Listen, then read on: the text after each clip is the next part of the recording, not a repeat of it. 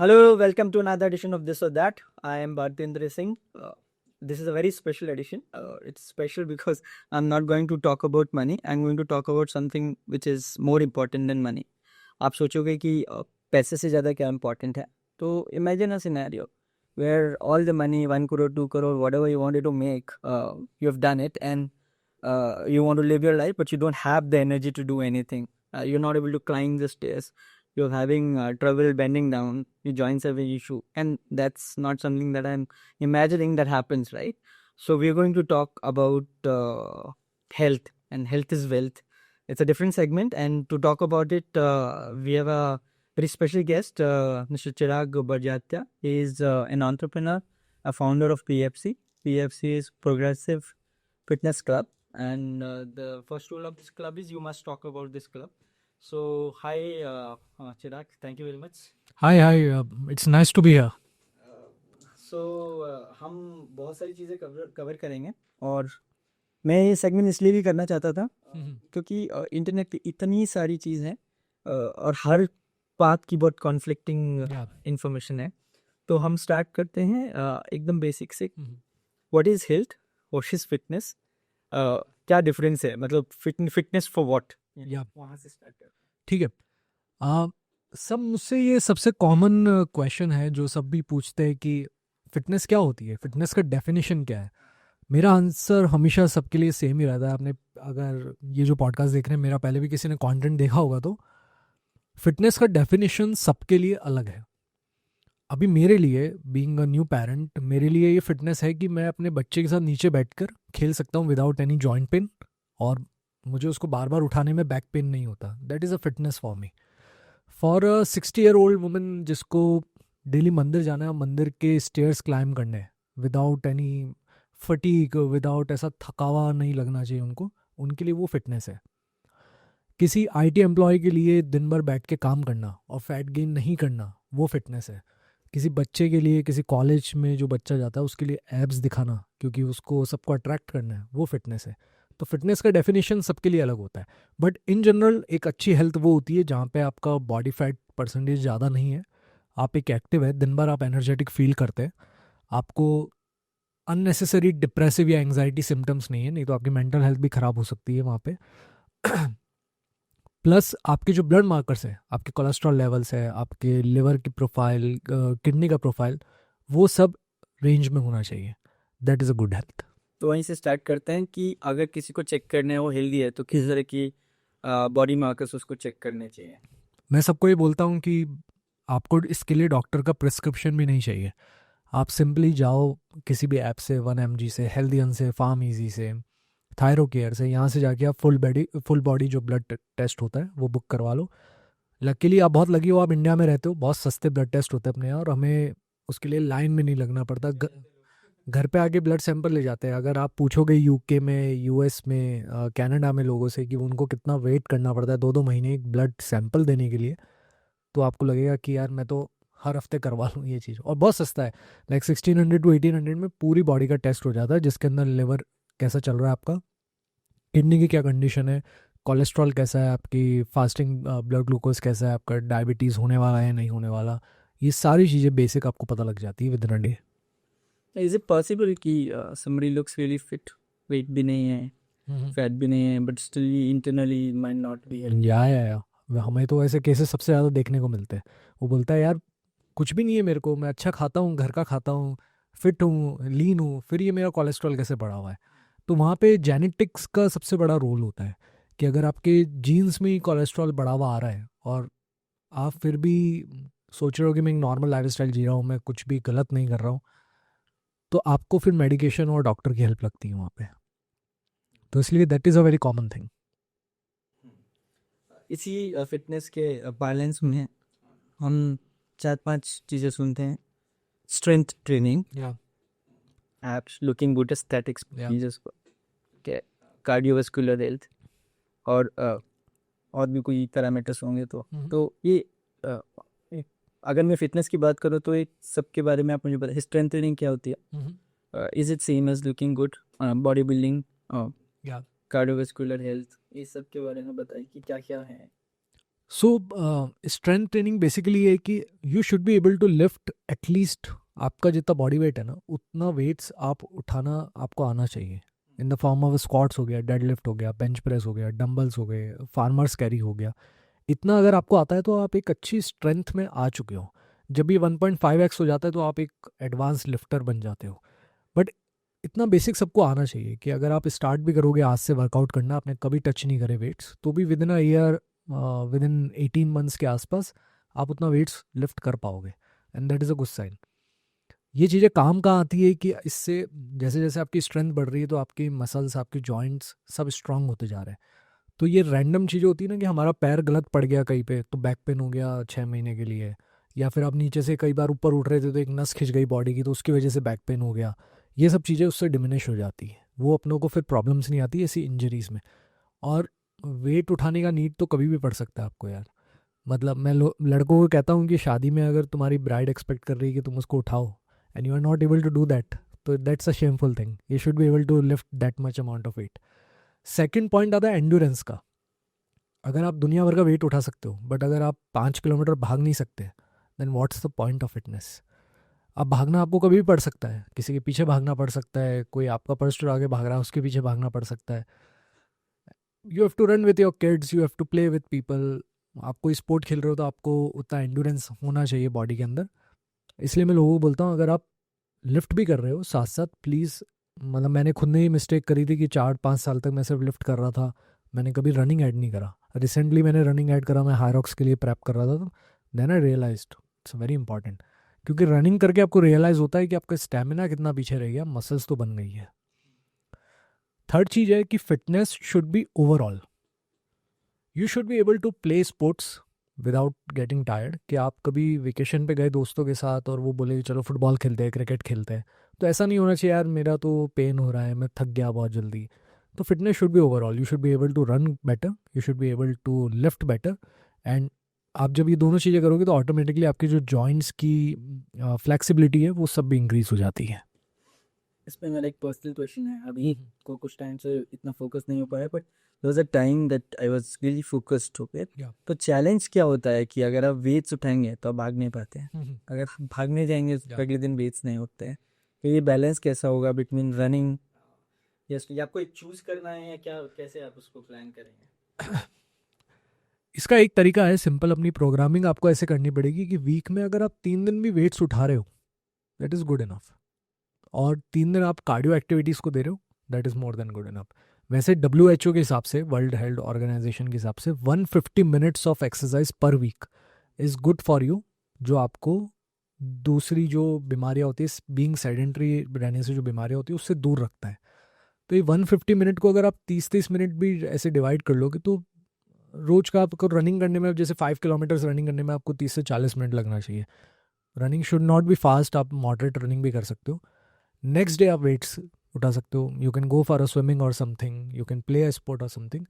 But I would advice कि कोई भी एक्टिविटी करो तो आपकी हार्ट रेट 150-170 टच होनी चाहिए थोड़े कंसिस्टेंट पीरियड ऑफ टाइम, फिर आपका हार्ट रेट इंप्रूव होगा और उससे ओवरऑल फिटनेस इंप्रूव होगी।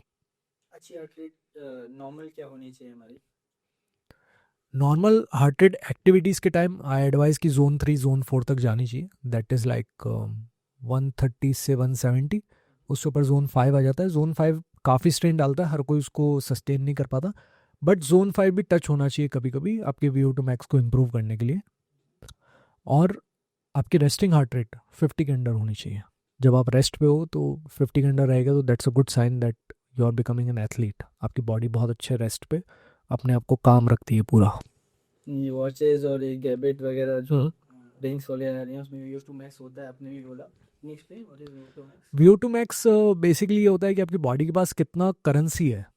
ये समझ लो अगर आपकी बॉडी को कोई एक्टिविटी करनी है, उसको ऑक्सीजन का रिक्वायरमेंट है, तो कितना ऑक्सीजन का करेंसी है बॉडी के पास, वो आपका VO2 मैक्स होता है। कि अगर वो कम हुआ, अगर आपके पास ऑक्सीजन नहीं है बॉडी के पास इतना एक्टिविटी करने के लिए, तो आप जल्दी थक जाओगे। वहीं आपका VO2 मैक्स हाई है, इसका मतलब आपके बैंक में, आपकी बॉडी के अंदर बहुत सारा ऑक्सीजन स्टोर हो सकता है at a time, and you won't get tired easily. तो with between the gym, running, you know, yoga, tai chi, पता नहीं क्या क्या internet पे Yeah. if you're not professionally into this, and let's say you're a busy professional, आपके पास time है, say you have 30 to 45 minutes in a day, अब क्या suggest करोगे उसे क्या करना चाहिए? 30 to 45 मिनट्स ही है तो मैं बोलूँगा यूट्यूब पे आज की तारीख में 10,000 से ज़्यादा वीडियोस हैं 30 मिनट्स हाई इंटेंसिटी ट्रेनिंग के। वीक में 3 दिन तो हाई इंटेंसिटी ट्रेनिंग मतलब वो बेसिकली आपके हार्ट रेट को ऊपर ले जाने वाली ट्रेनिंग होती है कि एक मैं आपको बोलूँ स्क्वाट्स लगा लो, नॉर्मल 10 स्क्वाट्स लगा लो तो उससे आपकी मसल ट्रेन हो गई। वहीं मैं आपको बोलूँ ये जंप स्क्वाट्स लगाओ और फिर स्क्वाट्स के तुरंत बाद पुशअप्स लगाओ तो वो हाई इंटेंसिटी हो गया, क्योंकि उसके अंदर आपकी हार्ट रेट बहुत पीक होगी। मसल्स तो ट्रेन हो ही ये साथ में, उसमें हार्ट रेट भी पीक होगी। तो मैं ऐसा एडवाइस करता हूँ कि there are tons of videos, कोई भी वीडियो जाके आपको सर्च करना है 30 minute high intensity home training, वो प्ले करो, उसको यूँ कहीं फॉलो करो हफ्ते में 3 बार एटलीस्ट, और बाकी के दिन just focus on the resistance training कि full body workout at home. उसमें वो वीडियोस में आपको दिख जाएगा कि वो आपको एक दिन लेग्स ट्रेन करवा रहे हैं, एक दिन अपर बॉडी करवा रहे हैं, that's about it. 30 to 40 minutes every day workout is more than enough. आराम से टीवी पे चला के आप कहीं पे भी कर सकते हो। अब तो आप फूड एंड न्यूट्रिशन के बारे में बात करते हैं, ठीक है? प्रोटीन से स्टार्ट करते हैं। आई थिंक एवरीबडी नोस, ये सारे वीडियोस हैं कि आपको eight gram per body weight, you can correct me, what you need to take, वो तो सबको पता है। लेकिन इसमें बहुत सारी चीज़ें हैं। पहली चीज़, लोग बोलते हैं कि हमें नॉन वेज नहीं खाना है तो वेज तो प्रोटीन मिलेगा नहीं। आप you can correct all my myths and you can correct me. Secondly, बहुत सारे लोग बोलते हैं, in fact spoken to some doctors और, किसने बोला आपको प्रोटीन खाना चाहिए, हु चीज़ इतना प्रोटीन खाना है, ज़रूरत नहीं है प्रोटीन की। तो प्रोटीन पे बात करते हैं। What is the importance, like people तो यू नो सम पीपल से कि यार आपका लीवर खराब होता है प्रोटीन खाने से, ये डब्बा क्यों खा रहा होगी प्रोटीन का, ठीक है? तो what is the importance of protein, all the myths which are there, please help us, and what is a good source of protein, and we'll start from घर के खाने से। and then somebody से मैं तो वेज खाता हूँ, and then why should somebody take whey protein? Okay, हमने बचपन में पढ़ा था protein is the building block of body. I think लोग भूल गए इतनी सी बात को, सब भूल गए। अभी जो गवर्नमेंट का रिक्वायरमेंट्स है, WHO का जो वर्ल्ड वाइड रिक्वायरमेंट्स है, वो बोलते हैं 0.8 ग्राम पर केजी के हिसाब से तो आपको प्रोटीन खाना ही चाहिए to avoid the malnutrition and muscles का ब्रेक डाउन। कि आप इतना प्रोटीन, अगर मैं as a politician, as a government authority में किसी के लिए कोई स्कीम बना रहा हूँ कि इस बच्चों के लिए, इन ग्रुप ऑफ पॉपुलेशन के लिए मुझे इतना प्रोटीन देना है, तो मैं 0.8 के हिसाब से उनके लिए कैलकुलेशंस करूँगा, क्योंकि that is by default the minimum requirement. Problem ये है कि लोग इतना प्रोटीन भी नहीं खाते कि 0.8 ग्राम पर केजी भी नहीं खाते। अगर आप अपने दिन भर की नॉर्मल, एक वेजिटेरियन रूटीन समझाता हूँ मैं आपको। अगर उसने सुबह पोहा खाया, बेसिकली पोहा खाया, पोहा के साथ चाय ली होगी मुश्किल से, लंच में 2-3 रोटी खाई होगी, थोड़े से राइस खाए होंगे, थोड़ी सी दाल खाई होगी, same goes in the dinner, और बीच में कुछ स्नैकिंग करी होगी अगेन विद द टी और समथिंग। तो इस डाइट के अंदर तो 30 ग्राम भी प्रोटीन पूरा नहीं हुआ।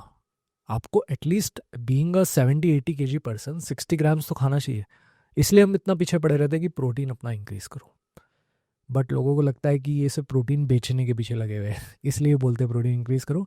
अब ये प्रोटीन इंक्रीज़ करना डिफ़िकल्ट टास्क नहीं है आज की तारीख में, बीइंग अ वेजिटेरियन और non vegetarian. Being a vegetarian, आजकल मार्केट में लो फैट पनीर के बहुत सारे ऑप्शंस हैं। किसी भी आप सिटी में रहते हो, ब्लिंकिट, ज़ेप्टो पे आजकल सब जगह मिल गया है, ऑनलाइन आप मंगा सकते हो। अमूल तो बहुत सारे ऑप्शंस दे रहा है, लस्सी दे रहा है, बटर मिल्क दे रहा है, टोफू आप ऐड कर सकते हो, आप थोड़ा सा बेसन बढ़ा सकते हो, सोया चंक्स को पीस के आप अपनी रोटी के साथ मिक्स करके हाई प्रोटीन रोटी बना सकते हो। बहुत सारे ऑप्शंस हैं, आपको थोड़ा सा क्रिएटिव होना पड़ेगा उसके लिए। बीइंग अ नॉन वेजिटेरियन, आप सिंपल एग वाइट्स भी ऐड करोगे अपने हर मील के साथ, चिकन ऐड करोगे तो भी आप इजीली, नहीं करते हुए 70 to 80 grams of protein per day easily hit कर सकते हो। अब जब आप बॉडी बिल्डिंग कर रहे हो या आप एथलीटिक एक्टिविटीज़ कर रहे हो, तो ये प्रोटीन की रिक्वायरमेंट 120-140 ग्राम्स के आसपास हो जाती है। तो वहाँ पे आप वे प्रोटीन कंज्यूम कर सकते हो, क्योंकि एक स्कूप वे प्रोटीन से आपको 24 ग्राम्स के आसपास एक्स्ट्रा प्रोटीन मिलेगा। Again this all depends, protein intake depend करता है कि आपकी किडनी का फंक्शनिंग कैसा है। अगर आपकी किडनी बिल्कुल हेल्दी है, सही चल रहा है, तो आप प्रोटीन बढ़ा सकते हो। अगर किडनी में कुछ प्रॉब्लम्स है तो पहले अपने डॉक्टर से कंसल्ट करो, डॉक्टर आपको बताएगा कि आप प्रोटीन बढ़ा सकते हो या नहीं बढ़ा सकते। अब यहाँ पे वो जो आप सवाल बोल रहे हो काफ़ी डॉक्टर मना कर देते हैं, या उनके मना करने का रीज़न ये है कि पहले के जो प्रोटीन आते थे मार्केट में, जो डब्बे में आते थे, उसमें एडल्ट्रेटेड प्रोटीन बहुत आते थे, हैवी मेटल्स बहुत होते थे और नकली प्रोटीन बहुत आते थे, और काफ़ी सारी ऐसी कंपनीज थी जो स्टेरॉइड्स वगैरह मिला के दे देती थी। तो इसलिए डॉक्टर मना करते हैं, यार तुम ये प्रोटीन लोगे कुछ होगा, वापस मेरे पास ही आओगे कि आपने ही तो बोला था लेने को। तो डॉक्टर बोलते हैं तुम दूर ही रहो इन सब चीज़ों से, तुम घर के खाने से प्रोटीन पूरा कर लो। बट मैं यहाँ पे लोगों को सजेस्ट करता हूँ, आजकल मैं खुद भी काफ़ी इंडिपेंडेंट लैब टेस्टिंग करवाता हूँ, मैं इंस्टाग्राम पे पोस्ट कर रखा है, यूट्यूब पे पोस्ट कर रखा है। Please go and bye authentic brands, जो ब्रांड्स सिर्फ प्रोटीन बेच रही है, उसके अंदर और कुछ भी नहीं है। वो प्रोटीन आपके लिए कम्प्लीटली सेफ़ है और आप आराम से 1-2 स्कूप दिन का ले सकते हो। आपके पेरेंट्स भी ले सकते हैं, प्रेग्नेंट मदर्स भी ले सकती है, लैक्टेटिंग मदर्स भी ले सकती है, लड़का लड़की बच्चे कोई भी ले सकते हैं। बस बच्चे से मेरा मतलब है टीनेजर्स, छोटे बच्चों को प्रोटीन देने का नीड नहीं है। प्रोटीन किसी के जेंडर के हिसाब से अलग भी नहीं आता। मार्केट में आपको बस देखने को मिलेगा ये फीमेल प्रोटीन है, ये मेल प्रोटीन है, ऐसा कुछ नहीं होता। प्रोटीन आप सिंपली एक ले लो, पूरी फैमिली उसी प्रोटीन को कंज्यूम कर सकती है। तो क्या हम नेचुरल फूड से कर सकते हैं 100 ग्राम प्रोटीन पॉसिबल है? 120 ग्राम प्रोटीन। हाँ, जैसा कि अभी मैंने डाइट बताया, आप सुबह अगर पोहा खा रहे हो, पोहा के साथ अगर आपने उसके ऊपर टोफू ग्रेट कर दिया, टोफू के पीसेस काट के डाल दिया 100 ग्राम, तो 20 ग्राम प्रोटीन एक्स्ट्रा हो गया। सेम अगर आप लंच खा रहे हो, 2 रोटी के साथ दाल खा रहे हो, तो आप अगर एक बोल योगर्ट ऐड कर दोगे तो 12 ग्राम्स प्रोटीन उससे आ जाएगा। दाल से कुछ 7-8 ग्राम प्रोटीन आ जाएगा। साथ में आप 30 ग्राम सोया चंक्स खा लो तो उससे 15 ग्राम्स प्रोटीन और आ जाएगा। वहीं आप डिनर में अगर सेम चीज़ करोगे, उसके साथ लो फैट पनीर 100 ग्राम्स खा लोगे तो 25 ग्राम्स प्रोटीन वहाँ से आ जाएगा। तो बहुत ईजी है प्रोटीन पूरा करना। और जो लोग नॉनवेज खा सकते हैं, हाँ खा लेते हैं, उनको एक पे इंटरनेट पे आता है कि आपके जो चिकन है उसमें एंटीबायोटिक्स हैं, कैंसर हो जाएगा। अरे लोगों को लगता है कि बहुत आसान है ये सब चीज़ें करना, बट किसी पोल्ट्री वाले से कभी बात तो करो। एंटीबायोटिक्स बहुत महंगे होते हैं, वो इतने सस्ते नहीं होते। अब अपनों को लगता है ये स्टेरॉइड्स खिला रहे हैं चिकन को, बहुत ज़्यादा एंटीबायोटिक्स दे रहे हैं।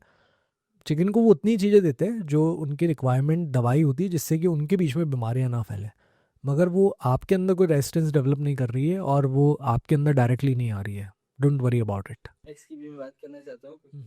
जब मैं ऑफिस में एक्स लेके जाता हूँ, 5-6 एक्स देख के बोलते तुम मर जाए, क्या कर रहा है? इतने एक्स कैसे खा रहा है? I'm just egg whites। मुझे तेरा पेट खराब हो जाएगा, कि गलती से तबीयत भी खराब हो जाती है कि तू एग खा रहा है जिससे मेरी तबीयत खराब होगी, तो व्हाट।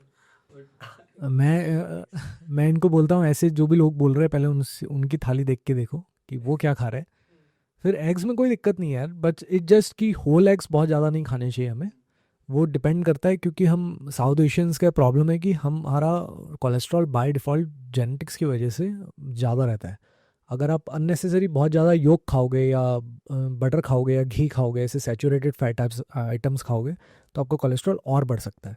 बट यहाँ पे एक किवेट ये है कि वो हर किसी के साथ नहीं होता। तो बेस्ट वे है कि आप पहले 2 होल एग्स खाओ, चेक करो अपना कोलेस्ट्रॉल, लिपिड प्रोफाइल का टेस्ट करवा के कि कोलेस्ट्रॉल कितना बढ़ा है। अगर वो नहीं बढ़ रहा बेस पे, तो उसको 4 होल एग्स भी कर सकते हो आप। फिर एक बार और चेक करवा लो कि बढ़ रहा है, अगर बढ़ रहा है तो वापस कम कर दो। बट एग वाइट्स में तो कोई दिक्कत नहीं है, इट्स अ प्योर प्रोटीन। और अपनी वे प्रोटीन की बात की, तो वे प्रोटीन के आई थिंक 100 से ज़्यादा ब्रांड्स होंगे, तो how does somebody go about it? And I don't know if you comfortable naming one और टू। नहीं, ब्रांड्स के, हाँ, या ब्रांड्स तो मैं टेस्ट करवाता ही रहता हूँ। अभी रिसेंट में हमने मैक्सन का टेस्ट करवाया था, मसल नेक्टर करवाया था, true basic, true native, natural ten करवाया था। मैं खुद भूल गया हूँ, वेल बींग का करवाया था। बहुत सारी ब्रांड्स करवाई थी, जिसमें से 1-2 ब्रांड फेल भी हो गई थी, जो मैंने अपने इंस्टाग्राम पेज पे डाल रखी है। If you are there can go and check. But in general या तो आप किसी से पूछ लो जो फिटनेस में है, बट मेरा एडवाइस ये रहता है कि कोई भी अननोन ब्रांड मत खरीदो। जिस ब्रांड का आपने नाम ही नहीं सुना, कभी आपने कभी देखा नहीं उसका ऐड, कभी कुछ नहीं देखा, तो वो ब्रांड कभी मत खरीदो, पहली चीज़। सेकंड, किसी भी ट्रेनर के थ्रू या किसी भी डाइटिशियन के थ्रू प्रोटीन मत खरीदो, क्योंकि वहाँ पे वो मल्टी लेवल मार्केटिंग वाली बात आ जाती है। तो कोई आपको ऐसा प्रोडक्ट चिपका देगा जिसमें उसका बहुत ज़्यादा कमीशन है और आपका नुकसान हो जाएगा उसमें। तो कोई आपको जिम का ट्रेनर बोल रहा है कि आप मेरे से प्रोटीन लो, मैं अच्छी क्वालिटी का दूंगा, ऐसा कुछ नहीं है। आप ऑनलाइन खरीद सकते हो, वेबसाइट से डायरेक्ट जाके। थर्ड, किसी भी शेडी शॉप से मत खरीदो। आपने एक लोकल स्ट्रीट पे शॉप देखी, वहाँ से मत खरीदो, मोस्ट प्रोबेबली नकली मिल जाएगा। फोर्थ, ऑनलाइन भी खरीद रहे हो तो डायरेक्ट वेबसाइट से लो, अवॉइड करो अमेजोन फ्लिपकार्ट से लेना, क्योंकि वहाँ पे कई बार सेलर्स ऐसे होते हैं हम रियलाइज़ नहीं करते कौन है सेलर, नया है पुराना है, वहाँ से नकली प्रोटीन आ जाता है। So, एक और क्वेश्चन है वे प्रोटीन पे, सर अपकमिंग इंडियन ब्रांड्स और या एडवर्टीजमेंट भी आने लगे हैं, पहले नहीं आते थे इतने, तो and there are some really old 100-year-old Yeah. foreign brands which are there which a lot of people are still consuming, so can you risk with the Indian brand, are they like equivalent to the foreign brands?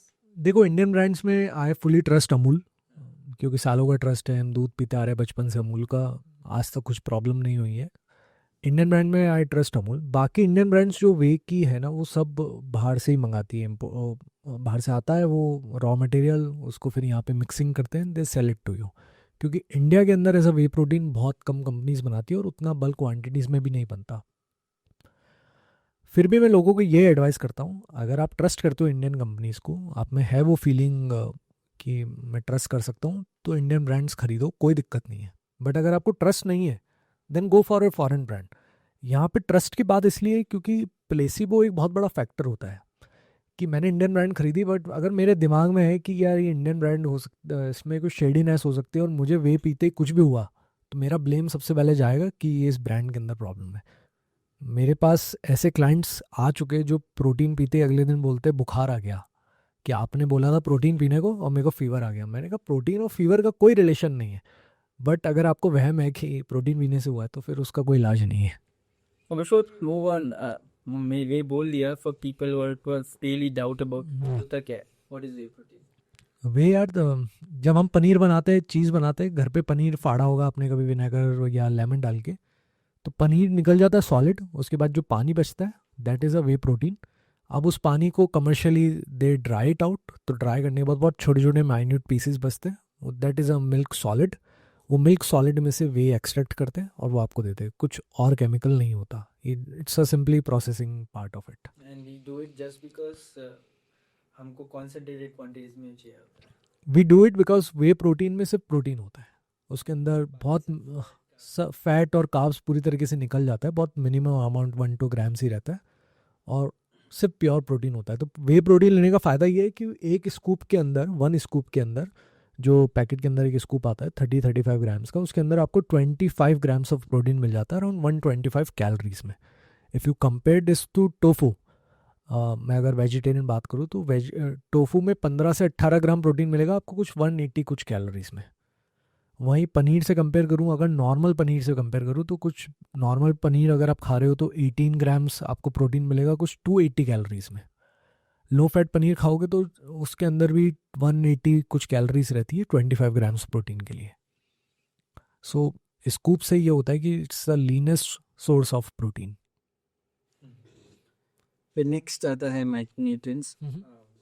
उसमें ये मेरे को इस तरीके से पूछना होगा कि अगर हम जितने भी रिकमेंडेशन है सब लेना चाहे तो उसमें मुझे 10-12 टैबलेट्स लेनी पड़ेंगी, अशुदा शिलाजीत, तो फिर एंटी आप बोलते हैं क्या प्रीबायोटिक, और फिर आपके मल्टीविटामिन, जिंक, मैं मतलब उसके बारे में। उसमें 2 क्वेश्चन है। पहले तो what is the most relevant thing that we take, and secondly people से आप ले रहे हो लेकिन अब्जॉर्प्शन तो हो नहीं रहा है, कुछ फ़ायदा नहीं उसको लेने का। तो मैं किसी को एडवाइस नहीं करता मल्टीविटामिन लेने के लिए, और स्पेशली अश्वगंधा शिलाजीत तो मैं कम्प्लीटली मना कर देता हूँ। हर्ब्स तो हमें लेनी ही नहीं है किसी भी कंडीशन में, उस पर अभी हम बाद में आएंगे कि क्यों नहीं लेनी चाहिए। मैं मल्टीविटामिन की बात करते हैं, माइक्रोज की। अगर आपकी डाइट में इनफ वेजिटेबल्स की वैरायटीज़ है, आप दिन भर खाते हो सब्जी, हरी सब्जियाँ खाते हो, आप 1-2 फ्रूट्स लेते हो, आप रोटी खा रहे हो, आप राइस खा रहे हो, आप दाल खा रहे हो, तो आपको अलग से मल्टीविटामिन लेने का नीड नहीं है, क्योंकि आपकी डाइट पूरी तरीके से वैरायटीज़ ऑफ फूड से आ रही है और इन सब के अंदर हमें उतने माइक्रोज मिल जाते हैं। कई बार लोग ये गलती करते हैं कि उनको लगता है मैं एडिशनल फूड खा के अपने माइक्रोज पूरे कर सकता हूँ। फॉर एग्जांपल हम किसी को बोलेंगे कोकोनट वाटर पीना है आपको, उसमें पोटेशियम अच्छा होता है, तो लोग बोलेंगे मैं 2-3 नारियल पानी डेली के पीने लग जाऊंगा, कि सुबह भी पी रहा हूँ शाम को भी पी रहा हूँ, तो फिर वो पोटेशियम से आपको टॉक्सिसिटी होने लगेगी, उससे किडनी ख़राब हो जाएगी आपकी। सेम गोज़ विद बनाना, कि ज़रूरत से ज़्यादा नहीं खाना है हमें। बट अगर आपकी डाइट में सब वैरायटीज़ है जो कि सबकी डाइट में होनी चाहिए, तो आपको मल्टीविटामिन का कुछ नीड नहीं है। And all the other things उसके अलावा कोई। सो हमारा वे प्रोटीन एक प्रोटीन हो गया हमारा, प्रोटीन भी क्योंकि then whey protein. प्रोटीन भी इसलिए क्योंकि आप नेचुरल फूड इतना नहीं नहीं खा पा रहे हो। अगर आप खा पा रहे हो तो क्या जरूरत है प्रोटीन की भी। और बहुत सारे लोग जो एक्सरसाइज करते हैं वो हम्म। supplement लेते हैं, creatine लेते हैं। या उसके बारे में सो क्रेटिन आपका पावर आउटपुट बढ़ाता है 5 to 7% की। आप क्रेटिन लेने लगते हो तो सपोज आप 25 किलो उठा पा रहे थे उससे 8 रैप्स कर पा रहे थे तो अब 9-10 रैप्स कर पाओगे आप उससे। थोड़ा सा पावर आउटपुट बढ़ता है और पावर आउटपुट बढ़ने से आपकी मसल ग्रोथ में हेल्प होती है। बट क्रेटिन अब तक का सबसे रिसर्च्ड और सेफ सप्लीमेंट है। क्रेटिन के कोई साइड इफ़ेक्ट्स नहीं है। आप डेली 3 to 5 ग्राम्स ले लोगे तो बेनिफिट ही है उसका। आजकल ओल्डर पॉपुलेशन को भी रिकमेंड करते हैं क्रेटिन लेने के लिए क्योंकि उससे उनका overall joint health muscle health अच्छी रहती है। तो क्रेटिन आप ले सकते हो but it's not a necessary supplement. अगर नहीं भी लेना तो डजंट मैटर।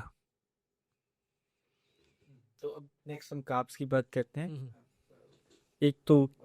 एक तो सेक्शन है वो बोलता है कि ये तो बेकार है, लेना ही नहीं चाहिए, इसका बंद कर दो कार्ब्स, Yeah. राइट। फिर एक सेक्शन बोलता है राइस मत खाओ, बीट मत खाओ, जवार खाओ। या तो ये भी प्रॉब्लम ही है। तो कार्ब्स कितना होना चाहिए और क्या करना चाहिए? वीट और राइस से कुछ फर्क पड़ता है? राइस में भी बोलते हैं लोग पॉलिश राइस मत खाओ। या कार्ब्स का क्या? नहीं, कार्ब्स को हमने एनिमी इसलिए बना रखा है क्योंकि कार्ब्स से जो खाना बनता है जैसे कि समोसे केक्स ये सब कार्ब्स ज़्यादा होते हैं इसमें। तो लोगों को लगता है कि नॉर्मल कार्ब्स भी आपके लिए हार्मफुल है बट ऐसा नहीं है। अगर कार्ब्स आ रहा है फ्रूट से होल ग्रेन से जैसे कि हो गया राइस हो गया ये गेहूँ हो गया दालों से आ रहा है या फिर सब्जियों से जैसे पटेटोज वगैरह से आ रहा है तो कार्ब्स आपके लिए बहुत हेल्दी है। इनफैक्ट WHO भी ये रिकमेंड करता है अगर आपको डायबिटीज़ भी है तो भी कार्ब्स आपको इन्हीं सोर्सेज से खाना चाहिए। तो कार्ब्स में प्रॉब्लम नहीं है। कार्ब्स आप किस फॉर्म में खाते हो उससे दिक्कत है। तो अगर आप समोसा खा रहे हो और फिर कार्ब्स को ब्लेम कर रहे हो तो गलती कार्ब्स की नहीं है वहाँ पे। तो बिटवीन राइस एंड वीट कुछ है कि? नहीं नहीं ऐसा कुछ नहीं है। अगर आपको वीट अच्छे से डाइजेस्ट होता है डिपेंड्स कि आपके दादा नाना क्या खाते हुए आ रहे थे आपकी फैमिली में क्या चल रहा है। कुछ जैसे साउथ के लोग राइस इजीली डाइजेस्ट कर पाते हैं। हम राजस्थान से हैं, हमें वीट थोड़ा सा इजीली डाइजेस्ट होता है तो कैन ईट एनीथिंग। बट अगर आपको ग्लूटन से प्रॉब्लम है ग्लूटन से ब्लोटिंग होती है तो फिर वीट अवॉइड करके आपको राइस खाना पड़ेगा या फिर ग्लूटन फ्री ऑप्शंस देखने पड़ेंगे। राइस में भी पॉलिश ब्राउन ऐसा क्या कुछ राइस? नहीं नहीं वाइट बासमती राइस परफेक्ट है। अगर आप लोकल महाराष्ट्रियन खाते हो तो इंद्रायणी राइस कोलम राइस खा सकते हो। नहीं तो बासमती राइस में कोई दिक्कत नहीं है। ब्राउन राइस अगर आपको थोड़ा सा और एक्स्ट्रा फाइबर बढ़ाना है अपनी डाइट में तो बस आप ब्राउन राइस यूज़ कर सकते हो। एक कॉस्ट एंगल थोड़ा बात करना चाहता हूँ Yeah. यहाँ पे। अगर हम ये सो रिकमेंडेड प्रोटीन है या से 100 ग्राम अगर मैं खा रहा हूँ as per my body weight and then eating fruits and then I am eating right amount, so मुझे ऐसा लगता है कि इट्स अ सब्सटेंशियल कॉस्ट है ना। क्योंकि हम जो खाना खाते हैं सॉरी टू से बट वो प्रेजेंट फूड है। हम सिर्फ राइस थाली भर के खा लेते हैं फिर से दाल डाल के और बोलते हैं अच्छा खाना खा रहे हैं। अच्छा खाना खाएंगे तो महंगा है। या अभी आप फाइनेंस से हो आप मैं लोगों को एक सिंपल से एडवाइस करता हूँ। ये ट्वीट मेरा वायरल भी गया था कि आप एक SIP बंद कर दो।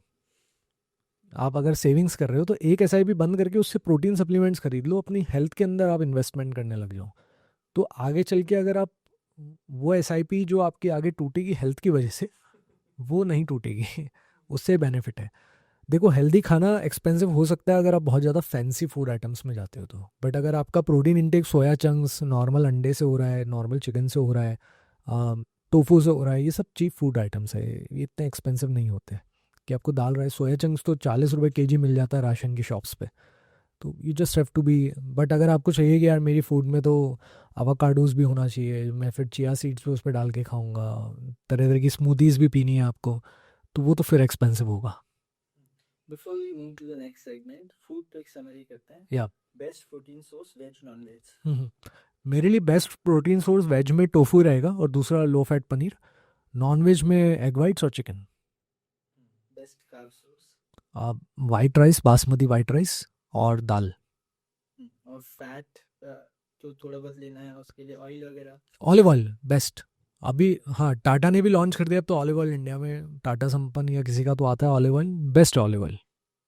And any must supplement that you should take if you are working out intensity के साथ में, तो एक दो सप्लीमेंट क्या होने चाहिए? यार I don't recommend neither I take दो सप्लीमेंट्स बट अगर आप बहुत ज़्यादा स्वेट करते हो, आपको बहुत ज़्यादा ही पसीने आते हैं, तो थोड़ा सा आप सॉल्ट इनटेक बढ़ा सकते हो, अपना इलेक्ट्रोलाइट्स ले सकते हो, मैग्नीशियम और जिंक ले सकते हो, बट अदर देन दैट कोई भी सप्लीमेंट का रिक्वायरमेंट नहीं।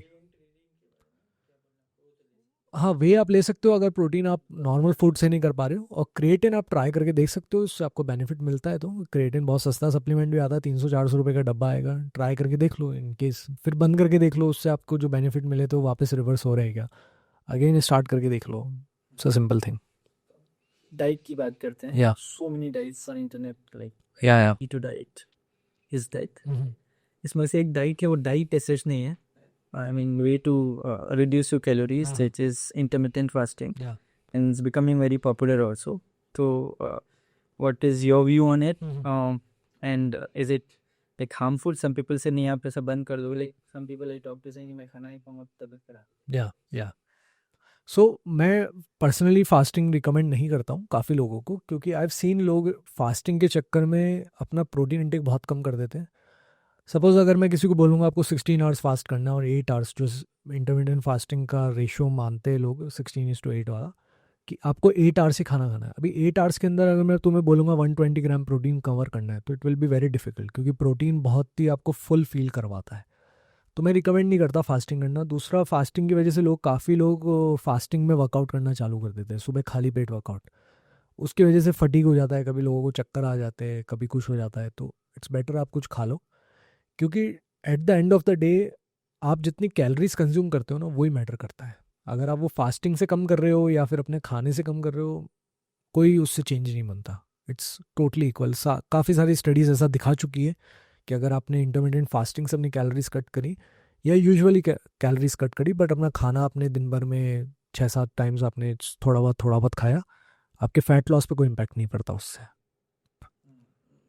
There is a book called Circadian Rhythm, उसमें बोलते हैं कि आपको रात को नहीं खाओगे तो आपको नींद अच्छी आएगी, आपका वो digestion वो सीन ऐसा है, देखो मैं भी बोल दूंगा ब्लैंकेट एडवाइस इंटरनेट पॉडकास्ट पे हूँ कि रात को मत खाओ, बट यार जो नाइट शिफ्ट कर रहा है अभी, उसका क्या होगा? वो बोलेगा मेरी तो हेल्थ फिर हो गई ख़राब। या फिर कोई, चलो मैं पुणे की बात करता हूँ, 7 बजे ऑफिस ख़त्म हुआ, ट्रैफिक की वजह से मैं घर ही 9 बजे पहुँच रहा हूँ, तो मेरा तो डिनर 9:30 ही होगा ना। मैं क्या करूँगा? मैं अपने शाम का खाना सुबह तो पैक करवा के लाने से रहा। तो लोग ये प्रैक्टिकलिटी समझते ही नहीं है। ये सब चीज़ें सब सेकेंडरी हो जाती है। अगर आप एक बहुत ही वैसी लाइफ जीते हो कि जहाँ आप शाम को 4 बजे घर आ गए, तो खा लो 6-7 बजे आप डिनर, कोई दिक्कत नहीं है। बट अगर आपकी लाइफ ही वो अलाउ नहीं करती है, तो फर्स्ट एडवाइस ये होती है कि अपना कैलोरी इंटेक पे ध्यान दो। रात का खाना इतना हैवी मत करो जिससे कि आपको स्लीप के टाइम एसिडिक या ऐसा फील हो कि बहुत ज़्यादा हैवी खा लिया। और इन जनरल अपना टोटल कैलोरी इंटेक उतना मत बढ़ाओ जितना आपका गोल, क्या मतलब, अगर आपका गोल है फैट लॉस करना तो कैलोरी इंटेक कम रखो, और आपका गोल है वेट बढ़ाना तो थोड़ा सा ज़्यादा रखो, बट ओवर स्टफ मत करो खुद को। तो आपके अकॉर्डिंग कोई वन बेस्ट डाइट नहीं है? नहीं, कुछ भी डाइट नहीं है। ये डाइट को लोगों ने रिलीजन बना दिया है। कीटो फॉलोवर्स अलग होते हैं, कार्निवर्स अलग होते हैं। ये कार्निवल्स के भी बोलते हैं, स्पेशली जब सिर्फ मीट खाओ। नहीं नहीं नहीं, ऐसा नहीं, कुछ भी नहीं करना चाहिए। जो सबसे अच्छी डाइट है WHO और जो अलग गाइडलाइंस है, वो मेडिटेरियन डाइट है। एक सफिशिएंट अमाउंट ऑफ फैट होना चाहिए, फ्रूट्स होने चाहिए, वेजीज होनी चाहिए आपकी डाइट में, sufficient amount 30 to 40% calories protein से आनी चाहिए, और सफिशिएंट कार्ब्स भी होना चाहिए। शुगर एंड सॉल्ट लोग बंद कर देते हैं पूरा। नहीं नहीं, सॉल्ट कभी बंद मत करना, नहीं तो किडनी ख़राब हो जाएगी। सॉल्ट अगर आपने कट कर दिया डाइट से randomly without consulting your doctor, तो किडनी सही में ख़राब हो जाएगी, क्योंकि इम्बैलेंस हो जाएगा इलेक्ट्रोलाइट्स का। और शुगर आप बंद कर सकते हो, that is your personal choice. Sugar खाने से हमें कुछ एक्स्ट्रा नहीं मिल रहा है, बट अगर आप 1-2 चम्मच शक्कर खा भी रहे हो दिन की, तो उससे कोई नुकसान भी नहीं है। ब्रेन फॉग करके एक बहुत चलता है कि Yeah. आप बिकॉज आप बहुत खाना खाते हो, लेट खाना खाते हो, so ब्रेन फॉग हो जाता है, और आप अगर फास्टिंग करते हो तो is it a real thing? नहीं नहीं, इट्स ऑल वो ऐसा सीन है कि मेरे को ऐसा फील हुआ तो मैंने लोगों को बताना चालू कर दिया, यार मुझे ऐसा लगा, तुम भी करो। But it's not same with everyone. काफ़ी लोग ऐसा है जिनको खाना नहीं मिलेगा तो वो फंक्शन ही नहीं कर पाएंगे। मैं एक एग्जांपल लेता हूँ सिंपल। एक बंदा सुबह 10 बजे उसकी सेल्स जॉब है, फील्ड सेल्स की, जो उसको डोर टू डोर जाना है सामान बेचने। मैं उसको बोलूँगा यार सुबह तुम फास्टिंग करो और डायरेक्ट लंच खाना, तो उससे काम नहीं हो पाएगा उस स्पीड से। इसलिए उसको हैवी ब्रेकफास्ट करना बहुत ज़रूरी है। वही एक बंदा है जो दिन भर सेडेंटरी रहता है कि वो अपने लंच के टाइम पे ऑफिस में बैठा ही रहता है, उसको उठने का भी टाइम नहीं मिलता। तो उसको मैं बोलूँगा हैवी लंच मत करो, शाम को आप हैवी डिनर कर लेना, बट जब तक आप थोड़ा एक्टिविटीज़ कर पाओगे, वॉक पे जा पाओगे, बट हैवी लंच मत करो, नहीं तो क्या होगा, इतना खाना खाने के बाद आपको स्लम फील होगा, यू विल फील स्लीपी। तो it all depends on your personal routine. तो फूड हो गया, डाइट हो गया, let's move to movement Hmm. Meaning exercise. Yeah. Strengthening and cardio, इसके बारे में थोड़ा बात करते हैं। स्ट्रेंथनिंग में क्या क्या exercise are, what are exercises that are called strengthening Yeah. And उसका क्या एडवांटेजेस हैं? सो आपके जो बेसिक बॉडी के मूवमेंट्स हैं, सपोज नीचे कोई चीज़ गिरती है तो मैं जब उसको उठाता हूँ तो मैं बेसिकली स्क्वाट कर रहा हूँ और डेड लिफ्ट भी कर रहा हूँ, तो वो स्ट्रेंथ ट्रेनिंग हो गई कि जिम में जाके मैं सेम रिपीटेटिव मूवमेंट कर रहा हूँ तो मैं उसमें स्ट्रांग होता जा रहा हूँ। सेम वे में अगर मैं लेटा हूँ और मैं कोई चीज़ उठा रहा हूँ, सपोज आप एक सिचुएशन इमेजिन करो कि आप गाड़ी में फंस गए हो, नीचे गाड़ी का एक्सीडेंट हो गया, आपको गाड़ी ऐसे लिफ्ट करनी है, so that is a bench press movement. लोग बोलते हैं ऐसी मूवमेंट में आप स्ट्रांग हो जाओगे तो आप ऐसे कहीं फंसोगे, कहीं गिरोगे, कोई पत्थर आपके ऊपर आ गया तो आप हटा सकते हो उसको। तो ये सारे मूवमेंट्स है जो स्ट्रेंथ ट्रेनिंग, शोल्डर प्रेस हो गया शोल्डर्स को स्ट्रेंथ करने के लिए, बाइसेप्स हो गया बाइसेप्स को स्ट्रेंथ करने के लिए। स्ट्रेंथ ट्रेनिंग का मेन मोटिव आपकी मसल्स ग्रोथ है, दूसरा आपकी जॉइंट्स को स्ट्रेंथ करना है। उससे आपकी जॉइंट्स भी काफ़ी पावरफुल होते जाते हैं, उनमें जो लेटर एज में जो प्रॉब्लम्स आती हैं, नी पेन का, हिप मोबिलिटी का, शोल्डर पेन का, वो सब डिमिनिश हो जाता है उससे। एक और चीज़, बहुत फनी चीज़, लोग बोलते हैं कि मेरे को बॉडी नहीं बनानी है, जैसे बहुत इजी हो बॉडी बनाना। मैं जिम में जाऊंगा तो ये जब जिम जाना है, it's not for just body building, basically strengthening है। एंड आप उन लोगों को क्या बोलना चाहेंगे जो 30s and 40s नहीं, मेरे पास क्लाइंट्स आके बोलते हैं अरे हमें वैसा बॉडी बिल्डर नहीं बनना है। मैंने कहा बन कौन रहा है इट्स वेरी डिफिकल्ट। वो वैसे भी ड्रग्स लेके, जो आप बॉडी बिल्डर्स देखते हो वो सब ड्रग्स लेके बॉडीज़ बना रहे हैं। वो मतलब मैं खुद 3-4 साल से कंसिस्टेंट वर्कआउट कर रहा हूँ तो मैं खुद उतना मसल मास पुट ऑन नहीं कर पाया। इतना ईजी नहीं है ये सब, मगर आपको जिम जाना इसलिए ज़रूरी है क्योंकि उससे आपकी जॉइंट हेल्थ बहुत अच्छी हो जाएगी। तो जब आप 60 के बाद जब आपका मसल मास कम होने लगेगा, आपके टेस्टोस्टेरोन लेवल्स कम होने लगेंगे, तब आपको रियलाइज़ होगा कि यार सही टाइम में वर्कआउट कर लिया था, अब मेरा बुढ़ापा अच्छे से निकल रहा है। सो स्ट्रेंथ ट्रेनिंग की कुछ ऐसी एक्सरसाइज बताएं जो लोग घर पे कर सकते हैं। आप पुशअप्स कर सकते हो, अगर पुशअप्स नहीं आते तो आप वॉल पुशअप्स कर सकते हो, स्क्वाट्स आप कर सकते हो, स्क्वाट्स करने में दिक्कत आ रही है तो चेयर स्क्वाट्स कर सकते हो, लंजेस कर सकते हो, बेसिक आप क्रंचेस कर सकते हो, वॉकिंग लंजेस कर सकते हो। शोल्डर्स के लिए अगर आपके पास डंबल्स नहीं है तो बेसिक 1 kg का बॉटल पकड़ के भी आप शोल्डर प्रेस कर सकते हो, बाइसेप का मूवमेंट कर सकते हो, ट्राइसेप का मूवमेंट कर सकते हो। ये सब घर में आराम से हो सकता है। बस यही प्रॉब्लम है यार, घर में मूड नहीं आता। वो मूड तो उसका मैं कैसे बोलूँ कि मूड कैसे बना सकता है। हाँ, that is a total concern है, सबके साथ ही कंसर्न होता है। इस कंसर्न को सॉल्व करने के 2 तरीके हैं, या तो आप एक फिक्स रूटीन बना लो कि चाहे कैसा भी मूड हो मेरा, मुझे तो वर्कआउट करना ही है। Second, get a online coach. आप कहीं से भी ऑनलाइन कोच ले सकते हो जो आपको डेली सेम टाइम पे आके वर्कआउट करवाएगा वीडियो कॉल पे। तो स्ट्रेंथ ट्रेनिंग के अलावा जो कार्डियो है उसके हाँ, लिए कार्डियो के लिए बेस्ट है, अगर आप वॉक करते हो तो स्टार्ट डूइंग फास्ट वॉक्स, उससे आपका हार्ट रेट थोड़ा सा ऊपर जाएगा। और अगर फास्ट वॉकिंग आपके लिए बहुत ईजी हो चुका है, start running, that is the best वे। घर में अगर करना है आपको, जैसे बाहर बारिश हो रही है, कीचड़ हो रहा है, आप जा नहीं सकते, आपको कुत्तों से डर लगता है, हमारे इंडिया की प्रॉब्लम है कि बाहर रनिंग करते तो कुत्ते पीछे पड़ जाते हैं या फिर गोबर में पैर पड़ जाता है, तो बेस्ट है स्किपिंग कर सकते हो तो घर में कर लो, पुट ऑन यूट्यूब पे कुछ डांस लगा लो, डांस कर लो, just raise your heart rate. So running की मैं बात करना चाहता हूँ। हमको किसी ने भेजा था कि पूछिए कि जो रनिंग करना चाहते हैं, between the long run and the sprints क्या चूज करना चाहिए? लॉन्ग रन कोई दिक्कत नहीं लॉन्ग रन करने में, क्योंकि उसमें आपका हार्ट रेट काफ़ी टाइम तक कंसिस्टेंट ऊपर रहेगा। बट बीच बीच में आप स्प्रिंट्स भी कर सकते हो, अपने बॉडी को एक तरीके से एकदम से पीक पे लेके आके फिर लोअर लाने के लिए। तो रन करने के भी मॉड्यूल्स होते हैं, जैसे रन करने का एक मॉड्यूल है कि आप सिंपली लॉन्ग रन कर रहे हो मैराथन की जैसे, 5-10 किलोमीटर्स आप सिंपली एक ही स्पीड पे करते जा रहे हो। स्प्रिंट्स के मॉड्यूल से होते हैं कि आपने स्प्रिंट करा, फिर आप स्लो डाउन हो गए थोड़ी देर के, फिर वापस स्प्रिंट करा, फिर स्लो डाउन हो गए। इसका एक और वेरिएशन होता है कि 400 मीटर्स के लिए आप फास्ट भागे, 400 मीटर्स आप स्लो भागे, फिर 400 मीटर्स फास्ट करें। तो whatever is comfortable for you to start with. अगर ये वीडियो कोई देख रहा है जिसने अभी रनिंग बिल्कुल भी नहीं करा है, उनको मैं एडवाइस करूँगा for now start with 1-2 kilometres of long run, क्योंकि आपके लिए 2 किलोमीटर भी बहुत लंबा हो जाएगा। You will feel like exhausted कि 2 किलोमीटर कैसे भागना है। उसके बाद इवेंचुअली गेट इनटू इट। आपको रनिंग कैसा अच्छा लग रहा है, आपको स्प्रिंट्स करना पसंद है, तो ट्राई डूइंग स्प्रिंट्स। रनिंग जैसे आपने बोला, सपोज किसी ने रनिंग करी नहीं, ये कर भी रहा है now, like in the early 40s या late Yeah. 30s, how do they increase your endurance? By doing it again and again, that is the only way. या अगर आप आज रनिंग करते हो, आपसे सिर्फ 200 मीटर ही भागा गया, तो कल 210 ट्राई करो, फिर 220 ट्राई करो। That is the best way to do it. Personally speaking, the way someone is in their 20s and 80s while running or lifting weights, and the recovery period versus how they feel in their late 30s or 40s is very different. आप बोल रहे हो कि बस करते रहो, या और कुछ तरीका भी हो? और क्या मतलब, मैं चाहूँ तो अभी यहाँ पे ना फैंसी वर्ड्स यूज़ करके आपको बता सकता हूँ कि ये तरीका है, आपको ऐसा करना है, ये सप्लीमेंट लेना है, इससे आपका रनिंग इम्प्रूव हो जाएगा। बट चाहे वो रनिंग हो, चाहे वेट लिफ्टिंग हो, कुछ भी हो, जब तक आप वो एक्टिविटी कंसिस्टेंटली करते रहोगे, that is the best way to do it. It just like कि फाइनेंस में सेविंग का क्या हैबिट होता है, जब आप सेविंग करने लगते हो तभी वो हैबिट डेवलप होता है और तभी वो सेविंग्स बढ़ता जाता है।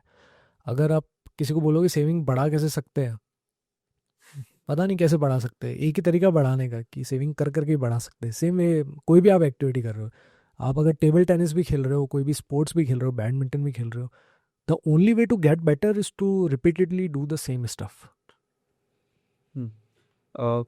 जॉइंट एंड बोन हेल्थ की अगर हम बात करें, तो between running, between strength training या फूड, किससे हम उसको हेल्दी रख सकते हैं? या सो प्रोटीन खाने से हमारी जॉइंट हेल्थ और बोन हेल्थ दोनों इंप्रूव होती है। मसल्स जब हमारे बनते हैं तो उससे दोनों चीज़ें इंप्रूव होती हैं। बट बॉडी को रेजिस्टेंस प्रोवाइड करना भी इंपॉर्टेंट है। जब हम वेट लिफ्टिंग करते हैं तो उससे बॉडी को रेजिस्टेंस मिलता है, उससे मसल्स डेवलप होती है, जॉइंट्स बेटर होते हैं। Again we are doing the repetitive same stuff again and again. और रनिंग इंपॉर्टेंट है मेरी हार्ट हेल्थ के लिए, क्योंकि हार्ट को भी तो सही रखना है। सिर्फ मसल्स बना के क्या करेंगे? अगर आपका रेस्टिंग हार्ट रेट ही अच्छा नहीं है, आपका VO2 मैक्स अच्छा नहीं है, तो फिर हार्ट हेल्थ ख़राब होने लगेगी इवेंचुअली। तो ये दोनों का मिक्स होना ज़रूरी है। स्ट्रेंथ ट्रेनिंग, रेजिस्टेंस ट्रेनिंग अपने यहाँ से सेम चीज़ है। या ओके, अब बात करते हैं गट हेल्थ, स्लीप की। तो इस पे भी, because I feel TFC form, तो उसमें क्वेश्चन रहता है कितने घंटे सो रहे हो, how are you feeling, how energetic you feel over the day. तो इस पे इसका क्या इम्पोर्टेंस है, उसको कैसे, क्यों इम्पोर्टेंस क्या है, और इसको कैसे फिक्स कर सकते हैं? यार स्लीप का जो एपिडेमिक है ना, वो अभी मतलब मुझे नहीं लगता कोई भी इनफ सो रहा है, इंक्लूडिंग माई सेल्फ। लोग तो बोलते 5 घंटे 6 घंटे बहुत होते हैं। अरे कुछ नहीं, वो हमारे फेवरेट मोदी जी ने आके बोल दिया था कि 4 घंटे ही सोता हूँ मैं, तो लोगों को लगा यार 4 घंटे में देखो, शाहरुख खान भी बोलता है। शाहरुख खान का बोलने का है कि 4 घंटे सो, मेहनत करो, दिन भर काम करते रहो। ये सब आई डोंट नो वो सोते भी होंगे असली में या it just a paid PR, I don't believe in that. But as per the studies 7 to 8 hours of sleep is required by everyone. चाहे आप कोई भी हो, आप कितने भी स्पेशल हो, आपकी बहुत अच्छी एनर्जी है, बट 4 से 5 घंटे की नींद तो सबको चाहिए। सो 4 से 5 घंटे की नींद से आपकी बॉडी रिकवर नहीं हो पाएगी, आपको मेंटल फटीग होने लगेगा, मेंटल फॉग होने लगेगा। बॉडी में जब रिकवरी नहीं हो रही तो जॉइंट पेन होना, मसल ब्रेकडाउन होना, हार्मोनल प्रॉब्लम्स होना, ये बहुत कॉमन हो जाता है। Because of the internet, because of the reels का जो कल्चर है आजकल, हमें ऐसा लगता है हम तो 10 साढ़े 10 बेड पे चले गए। बट प्रॉब्लम ये होती है कि वो 10 बजे जाने के बाद हम 2 घंटे सिर्फ रील स्क्रॉल कर रहे हैं, हम सो नहीं रहे उतना एक्चुअल टाइम के लिए। और सुबह हमें जल्दी उठना है ऑफिस के लिए, सबके लिए। तो मैं सबको एडवाइस करता हूँ यार, सोने से पहले या अपना सोने का टाइम इस हिसाब से एडजस्ट करो कि आप अच्छे से 7 to 8 hours ऑफ स्लीप में रहो, एक्चुअल स्लीप में, जो कोई कर नहीं रहा है। दूसरा, लोगों को लगता है कि दूसरे सप्लीमेंट्स लेने से स्लीप कॉम्पनसेट हो जाएगी, तो वर्ल्ड में ऐसा कोई सप्लीमेंट नहीं है जो आपकी स्लीप को कॉम्पनसेट कर सकता है। स्लीप के लिए तो आपको सोना ही पड़ेगा। गट हेल्थ की बात करें तो प्रीबायोटिक सजेस्ट करते हैं, या बोलते हैं बहुत पानी, कितना पानी पीना चाहिए? देखो 3 से 4 लीटर ऑफ वाटर इज ठीक है। अगर आपका यूरिन का कलर ट्रांसपेरेंट आ रहा है whenever you go for the urine, तो इट्स फाइन। आपको ज़्यादा ज़बरदस्ती पानी को ओवरलोड करने का भी नीड नहीं है। और सिर्फ पानी कैलकुलेट नहीं करना, हाइड्रेशन कैलकुलेट करना होता है कि अभी आपने बटर मिल्क पी लिया तो वो भी एक लिक्विड हो गया, आपने दूध पिया तो वो भी एक लिक्विड हो गया, तो ऐसे टोटल सब मिला के 3 से 4 litre it's good enough. Gut health का एक बहुत बड़ा स्कैम चल रहा है मार्केट में। अगर आप रियल जो गट हेल्थ के साइंटिस्ट हैं उनसे आप बात करोगे ना, तो उनको भी आज तक नहीं पता गट हेल्थ काम कैसे करती है। वो खुद बोलते हैं कि हमें नहीं पता, बट हम आज भी डिस्कवर कर रहे हैं कि असली गट हेल्थ को फिक्स कैसे कर सकते हैं। कोई भी आपको ये बेच रहा है ना सप्लीमेंट कि इसको लेने से गट हेल्थ ठीक हो जाएगा, जीरा पानी बेच रहे हैं वो 700 रुपए। I don't know, random bacterias बेच रहे हैं कि इससे बैक्टीरिया डेवलप हो जाएंगे। कुछ भी नहीं होगा ये सब गट हेल्थ से। गट हेल्थ फिक्स करने का एक ही तरीका है। देखो ऑनेस्टली आज ऑन अ पर्सनल लेवल मुझे डेयरी सूट नहीं करता, ठीक है। आपको भी ऐसा कुछ खाना होगा जो सूट नहीं करता होगा, जिसको खाने से सब ब्लोटिंग, मुझे ओट्स नहीं सूट करते बिल्कुल भी। ओट्स खाते ही मुझे सीवियर ब्लोटिंग हो जाती है। अब मैं ओट्स अवॉइड करूँगा डाइट में और मैं डेयरी अवॉइड करूँगा, तो बाय डिफ़ॉल्ट मेरी गट हेल्थ सही रहेगी, क्योंकि मैं ऐसा कुछ खा ही नहीं रहा जिससे मेरी गट हेल्थ पे अननेसेसरी लोड हो रहा है।